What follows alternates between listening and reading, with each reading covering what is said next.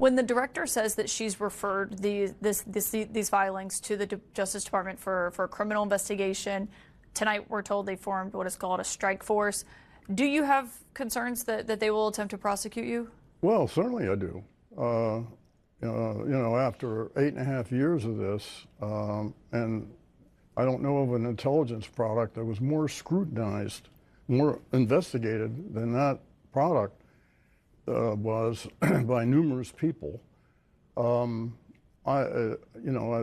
It's very disconcerting. It really is. And I take seriously when the President of the United States accuses me of being a participant in a treasonous conspiracy, which is ridiculous. Yeah, what's your reaction to that? It's ridiculous.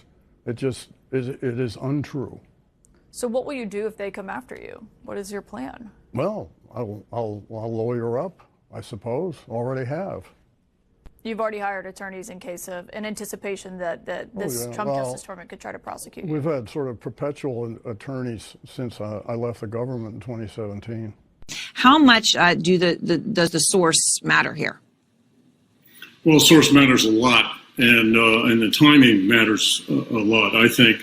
And to me, this is just classic textbook Soviet-Russian tradecraft at work. The Russians have analyzed the target. They understand that the president and his enablers crave dirt on Vice President Biden, whether it's real or contrived, it doesn't matter to them. And so all of a sudden, two and a half weeks before the election, this laptop appears somehow and the emails on it without any metadata.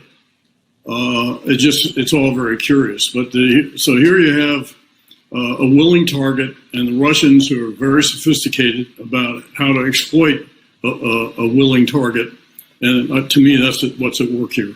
And so, when you try to figure out the specifics of, whether that meeting email, for example, is real in the midst of this, do you think stuff like that could just have been planted in there and be completely fake?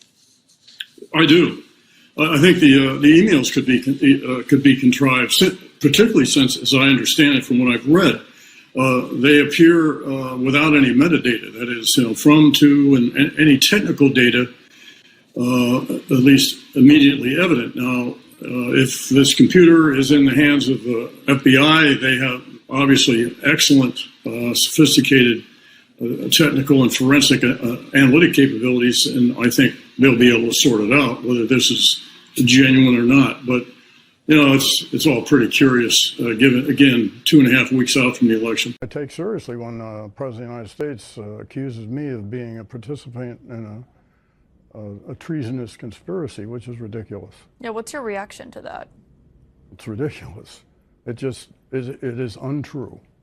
Does the NSA collect any type of data at all on millions or hundreds of millions of Americans? No, sir. It does not. Not wittingly. There are cases where they could inadvertently, perhaps, collect, but not wittingly. All right. It is untrue. General Clapper, have you ever leaked information, classified or unclassified, to a member of the press? Not wittingly or knowingly, as I said in my statement. Classified or unclassified? Well, unclassified is not leaking. Unclassified, that's somewhat of a non sequitur. Have you ever given information to a reporter that you didn't want to have your name connected with, but you wanted to see it in the paper? I have not.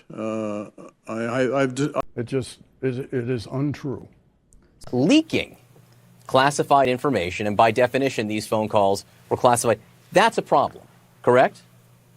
Absolutely, it is. And if anyone did leak the contents of these conversations, with or without the name, that would be a problem, yes? We've lost the shot. I wonder if we can at least get him on the phone to finish this. Let's try to get Director Clapper back. It is untrue.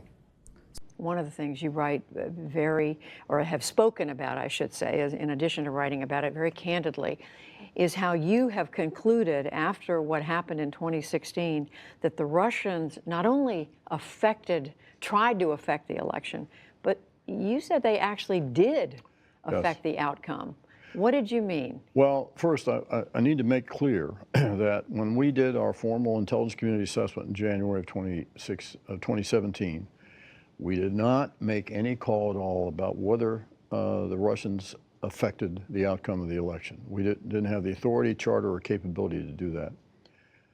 Since I left the government, though, as a private citizen, it's what I would call my informed opinion that given the massive effort the Russians made and the number of citizens that they touched and the variety and the multidimensional aspects of what they did to influence opinion and affect the election, and given the fact that it turned on less than 80,000 votes in 3 states, to me it just exceeds logic and credulity that they didn't affect the election.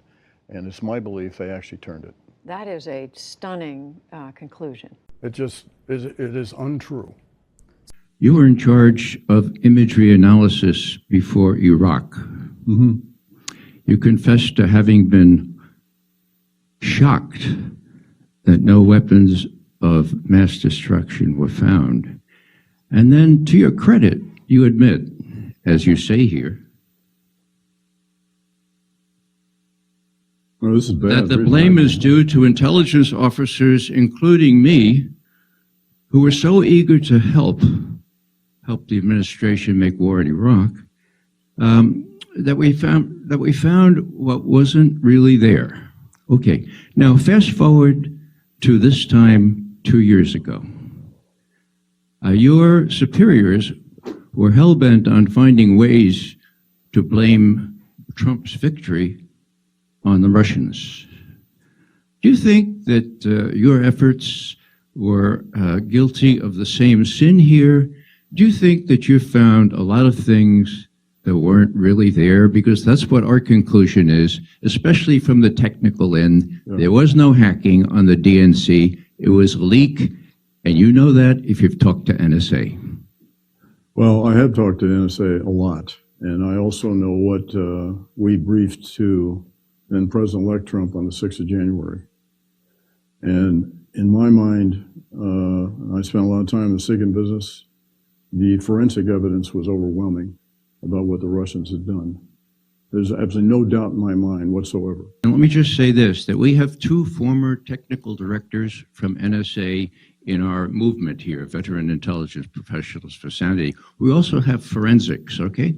Now, the president himself, your president, President Obama, said 2 days before he left town, the conclusions of the intelligence community, this is 10 days after you briefed him, with respect to how WikiLeaks got the DNC emails, are inconclusive, end quote.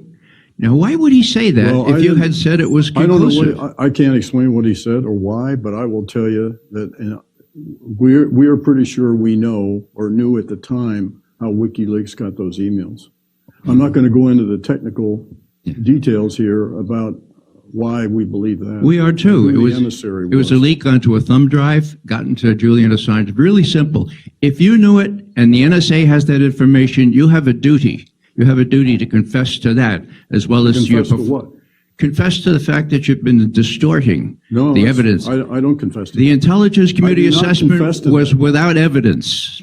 Hey, Ray. I do not confess to that. Yeah, I don't want us to. I just simply don't agree with your conclusion. It is untrue.